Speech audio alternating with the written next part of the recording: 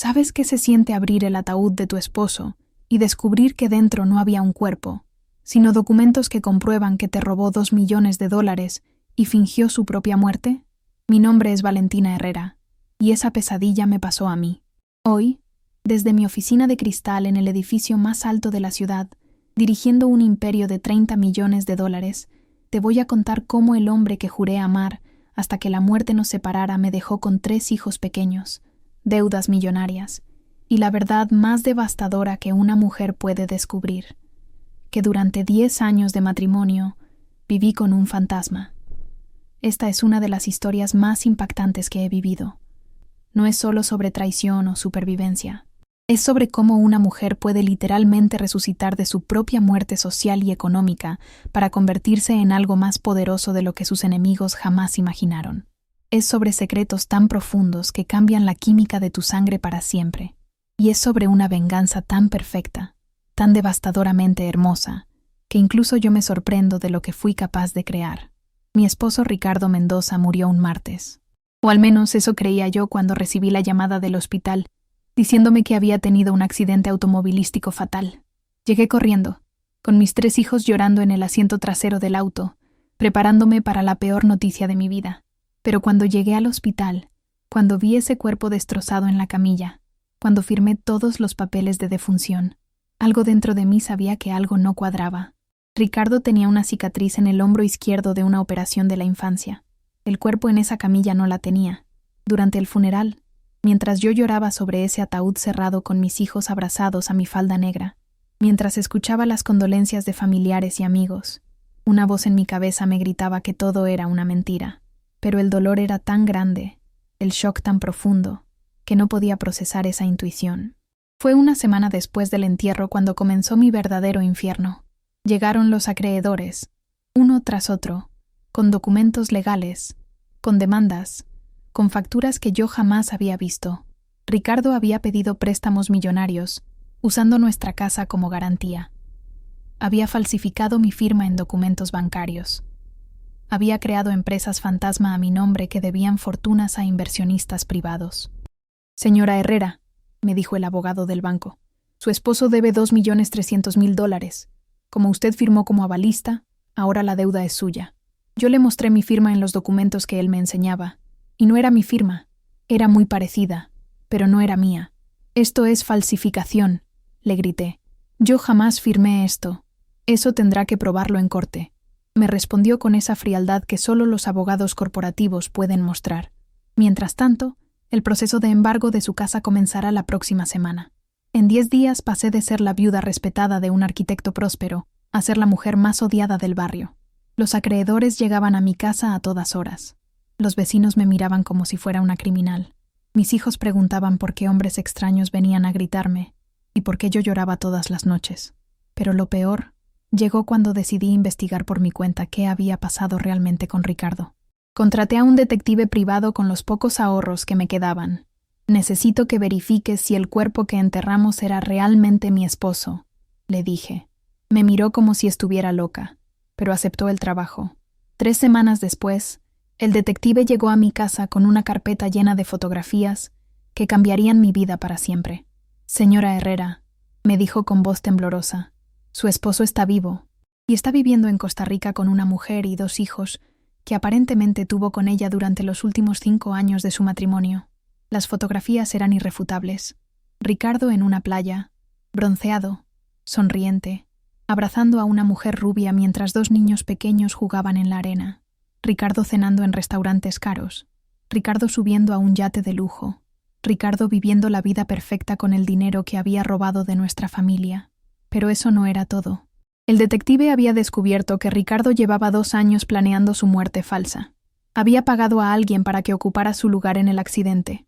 Había corrompido al médico forense para que certificara una identidad falsa. Había orquestado todo con una precisión diabólica. Y hay más, señora, me dijo el detective sacando otra carpeta. Su esposo no actuó solo. Tuvo ayuda de alguien muy cercano a ustedes. Cuando abrí esa segunda carpeta y vi las fotografías de mi cuñada Marina, la hermana de Ricardo, entregando documentos en bancos, reuniéndose con los mismos acreedores que ahora me perseguían, firmando papeles con mi nombre falsificado, entendí la magnitud de la traición. Marina, que había sido como una hermana para mí, que había sido la madrina de bautizo de mis hijos, que me había consolado durante el funeral de su hermano muerto, había sido la cómplice perfecta en el plan para robarme la vida entera. Esa noche, sentada en mi sala vacía porque ya habían embargado casi todos los muebles, con mis 3 hijos durmiendo en colchones en el suelo porque habían reposeído sus camas, tomé la decisión que cambiaría todo. No iba a ser la víctima. No iba a permitir que Ricardo y Marina durmieran tranquilos creyendo que me habían destruido. No iba a dejar que mis hijos crecieran en la miseria mientras el hombre que los engendró vivía como un rey con dinero robado. Iba a recuperar todo lo que me habían quitado, con intereses, porque esa noche descubrí algo que ni Ricardo ni Marina sabían de mí, algo que yo misma había olvidado durante 10 años de ser la esposa perfecta y la madre devota. Antes de casarme, yo había estudiado contabilidad forense. Había trabajado para una firma especializada en detectar fraudes empresariales. Tenía conocimientos y contactos que había abandonado para ser la mujer que Ricardo quería que fuera. Pero esa mujer había muerto junto con el matrimonio falso que había vivido. La mujer que estaba naciendo esa noche era algo completamente diferente. Era una cazadora. Y acababa de encontrar a sus presas. Ricardo creía que me conocía. Creía que era la esposa sumisa que podía manipular y abandonar sin consecuencias. Creía que era la madre desesperada que se quedaría llorando sobre las ruinas de su traición. Se equivocó por completo, porque la mujer que él abandonó ya no existía. En su lugar había dejado a alguien muchísimo más peligroso, una madre furiosa con conocimientos de investigación financiera, contactos en el mundo legal y absolutamente nada que perder. La caza había comenzado, y ni Ricardo ni Marina tenían idea de lo que se les venía encima. Al día siguiente comencé mi investigación real, no como la viuda desesperada que había sido durante semanas, sino como la contadora forense que había sido antes de convertirme en esposa. Y lo que descubrí en las primeras 48 horas de trabajo me quitó el aliento. Ricardo no había robado solo $2 millones. Había robado más de 8 millones a lo largo de 5 años, usando una red de empresas fantasma tan sofisticada que incluso yo me quedé impresionada por su audacia. Pero su error fatal fue subestimarme, porque mientras él creía que yo era solo una secretaria convertida en ama de casa, yo tenía contactos en cada banco de la ciudad, en cada firma de abogados especializada en fraudes y en organismos gubernamentales que podían rastrear dinero lavado hasta el último centavo. Mi primer movimiento fue contactar a mi antiguo jefe, Fernando Castellanos, el investigador de fraudes más temido del país. Cuando le expliqué la situación, su respuesta fue inmediata. «Valentina», me dijo, «lo que me estás describiendo es una operación criminal de alto nivel. Esto no es solo una estafa matrimonial. Es lavado de dinero, falsificación de documentos, fraude bancario. Estamos hablando de delitos federales. Entonces ayúdame a destruirlos». Le respondí con una frialdad que incluso a mí me sorprendió. Fernando me consiguió acceso a software especializado de rastreo financiero. En una semana, habíamos mapeado cada transferencia, cada cuenta bancaria, cada movimiento que Ricardo había hecho en los últimos 5 años. Lo que encontramos era un laberinto perfecto de corrupción. Ricardo había usado mi identidad para crear 6 empresas diferentes. Había falsificado documentos de proyectos arquitectónicos que no existían. Había estafado a inversionistas millonarios haciéndolos creer que estaban financiando desarrollos inmobiliarios reales. Pero la pieza central de su plan era Marina. Ella trabajaba en el registro público de propiedades y había usado su posición para legalizar transferencias fraudulentas, crear títulos de propiedad falsos y borrar rastros de las transacciones criminales de su hermano. «Valentina», me dijo Fernando después de revisar toda la evidencia, «con esto que tenemos, podemos meter a Ricardo preso por 30 años y a Marina por 20. «No quiero meterlos presos», le respondí. «Quiero recuperar mi dinero, todo mi dinero, con intereses», porque había descubierto algo que cambió completamente mi estrategia. Ricardo había sido tan arrogante, tan confiado en su plan perfecto, que había documentado cada transacción. Tenía registros detallados de cada peso que había robado, de cada cuenta donde lo había depositado, de cada inversión que había hecho con dinero que no era suyo. En su mente criminal, esos registros eran la prueba de su genialidad. En mis manos, se convirtieron en las llaves de mi venganza. Pero mi verdadero golpe de maestría llegó cuando descubrí algo que ni Ricardo ni Marina sabían. Según las leyes internacionales de lavado de dinero, todos los bienes comprados con fondos fraudulentos Podían ser embargados y devueltos a las víctimas originales, sin importar en qué país estuvieran. Esa casa de lujo en Costa Rica, ese yate, esas cuentas bancarias millonarias, todo había sido comprado con dinero robado. Y yo tenía la documentación completa para probarlo. Mi siguiente movimiento fue contactar a un abogado especializado en recuperación de activos internacionales. Cuando le mostré la evidencia que había recopilado, sus ojos se iluminaron como los de un cazador que acababa de encontrar la presa perfecta.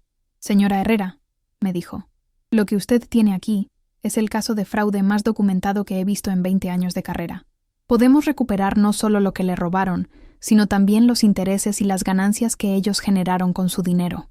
«¿Cuánto tiempo tomará?», le pregunté. «Con esta evidencia, 6 meses máximo». Pero yo no quería esperar 6 meses. Mis hijos necesitaban un hogar estable ahora. Necesitaban sentir seguridad ahora. Necesitaban ver que su madre no era la víctima quebrada que habían visto llorar durante meses. Fue entonces cuando tomé la decisión más audaz de mi vida.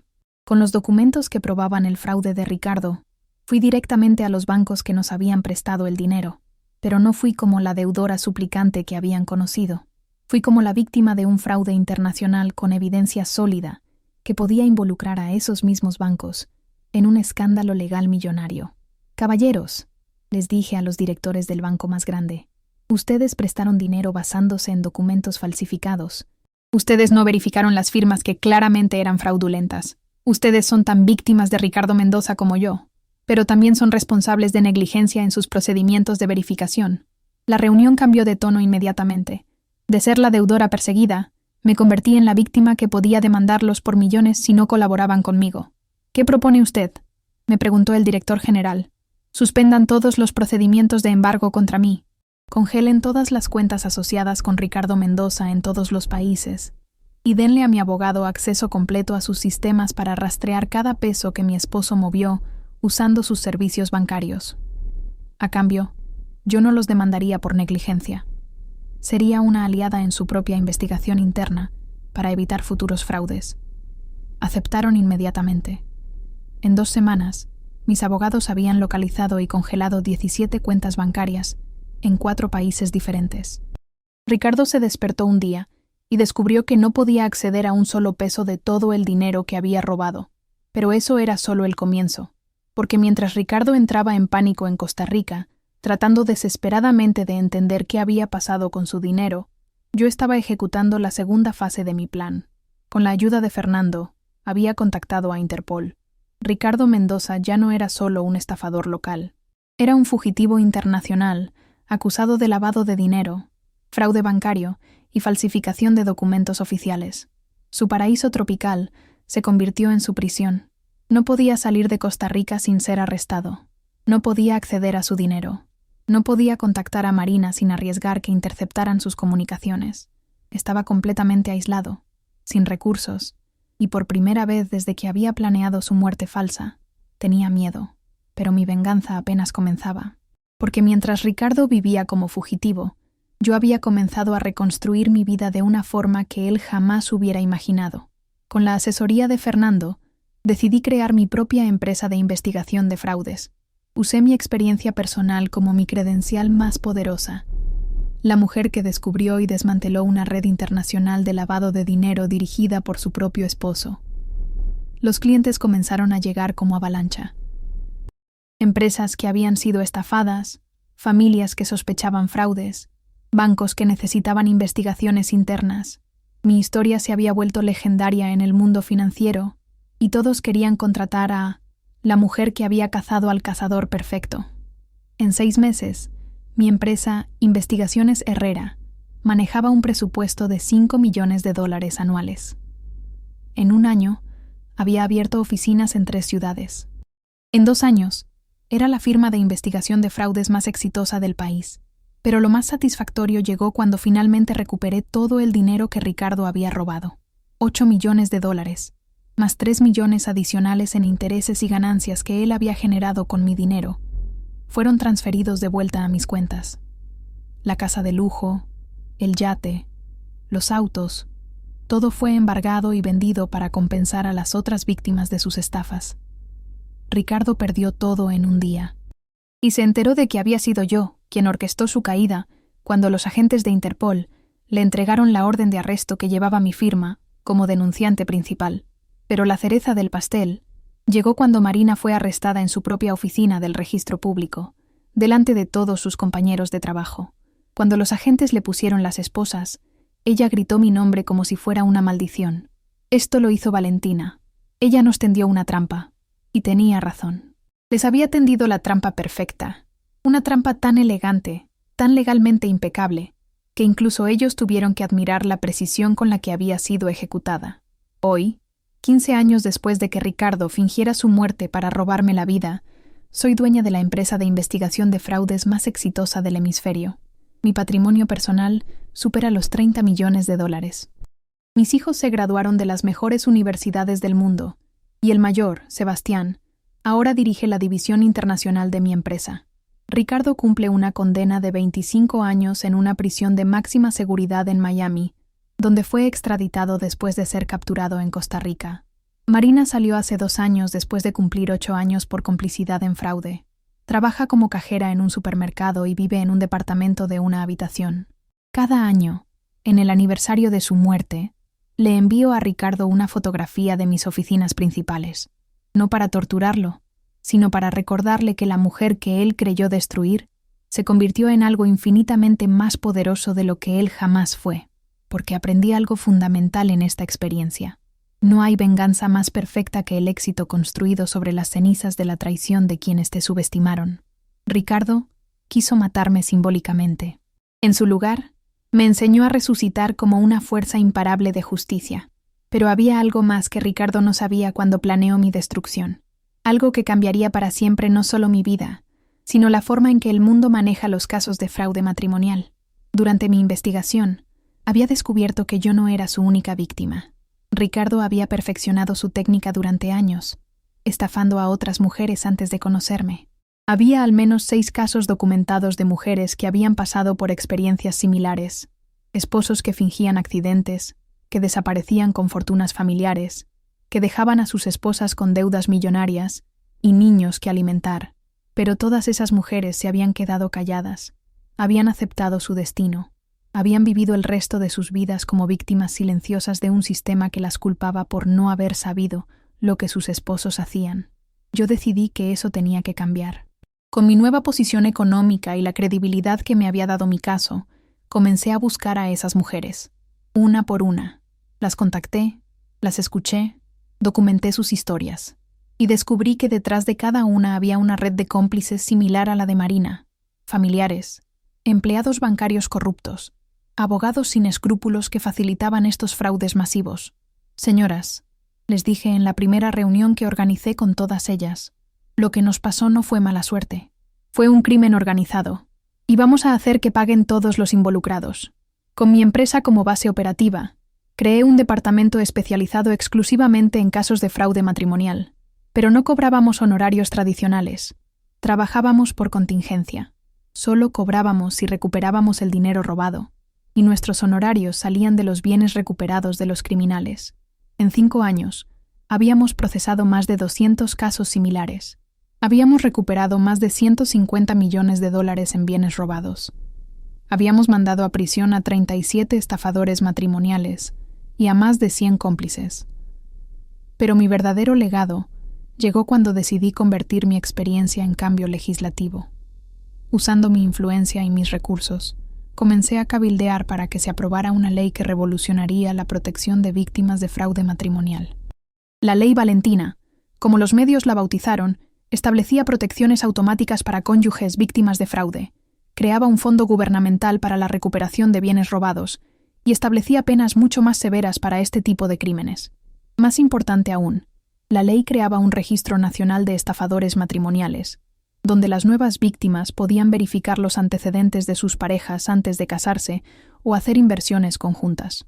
El día que el presidente firmó la ley, yo estaba ahí, con mis 3 hijos ya adultos a mi lado. Sebastián, ahora de 30 años y director internacional de mi empresa. Carolina, de 28, abogada especializada en derecho familiar y directora legal de nuestra fundación. Y Daniel, de 25, contador forense y el cerebro financiero detrás de nuestras investigaciones más complejas. Los tres habían tomado mi apellido como su nombre profesional. Herrera se había convertido en sinónimo de justicia y recuperación de activos en todo el continente. Pero el momento más satisfactorio llegó exactamente 10 años después del arresto de Ricardo. Me llegó una carta a la oficina. Una carta escrita en papel de prisión, con la letra temblorosa de un hombre que había envejecido prematuramente detrás de las rejas. «Valentina», decía la carta, «sé que no merezco tu perdón, pero necesito que sepas que he tenido mucho tiempo para pensar en lo que te hice.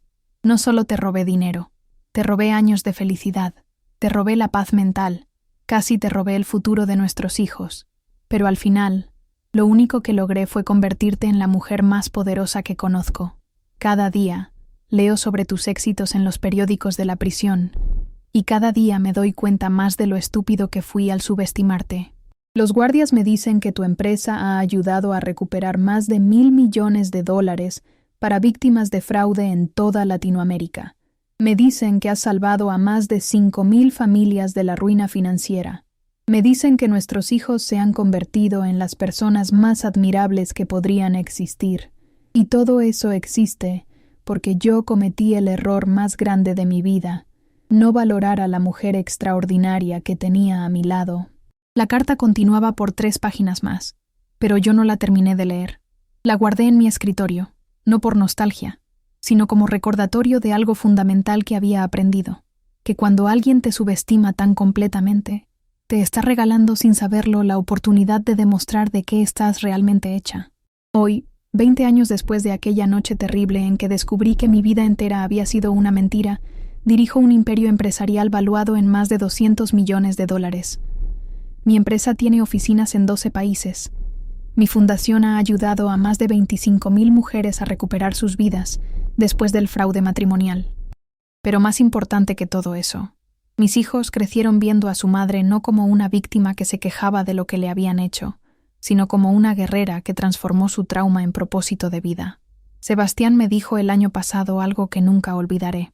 «Mamá, gracias a lo que papá nos hizo, aprendimos que los problemas no son obstáculos, son oportunidades disfrazadas». Y tenía razón, porque si Ricardo no me hubiera traicionado tan brutalmente, yo nunca habría descubierto la fuerza que tenía dentro. Nunca habría creado una empresa que ha cambiado miles de vidas. Nunca habría logrado que se aprobara una ley que protege a futuras víctimas. Nunca habría criado a 3 hijos que ahora dedican sus carreras a hacer justicia. Ricardo quiso destruirme, y en su lugar me dio la historia, la motivación y la misión que me convirtieron en la mujer más respetada del mundo empresarial latinoamericano. Cada mañana, cuando llego a mi oficina en el piso 40 del edificio más alto de la ciudad, cuando veo mi nombre grabado en letras doradas en la entrada, cuando reviso los reportes de las vidas que hemos salvado esa semana, recuerdo las palabras que Ricardo me gritó la última vez que hablamos antes de su muerte. «Sin mí no eres nada, Valentina. Jamás vas a ser capaz de sobrevivir sola». Y sonrío, porque tenía razón en algo. Sin él, efectivamente, nunca hubiera sido lo que soy hoy. Pero no porque lo necesitara, sino porque su traición me forzó a descubrir que yo era infinitamente más fuerte, más inteligente y más valiosa de lo que él jamás me permitió saber mientras estuve casada con él. Mi nombre es Valentina Herrera, y mi historia demuestra que no hay límite para lo que una mujer puede lograr cuando deja de verse como víctima y comienza a verse como la heroína de su propia vida. Ahora, querido oyente, quiero que hagas algo por mí. Quiero que le des me gusta a este video si esta historia te inspiró a ver tus propios desafíos de manera diferente. Y si aún no te has suscrito, hazlo ahora presionando el botón rojo de suscribirse y activando la campanita. Es muy fácil, y así no te perderás ninguno de mis relatos. Cuéntame en los comentarios. ¿Has tenido que reconstruir tu vida desde cero? ¿Has convertido una traición en tu mayor fortaleza? Quiero leer tu historia, porque cada día estoy aquí para compartir relatos que nos recuerden que nuestros peores momentos pueden convertirse en los cimientos de nuestros mejores logros. Nos vemos mañana con otra historia que te va a cambiar la perspectiva sobre lo que es posible cuando una mujer decide no rendirse jamás. Porque aquí, en este espacio que hemos construido juntos, celebramos a las mujeres que transformaron sus heridas en alas. Hasta mañana, y recuerda, tu mayor traición puede convertirse en tu mayor oportunidad.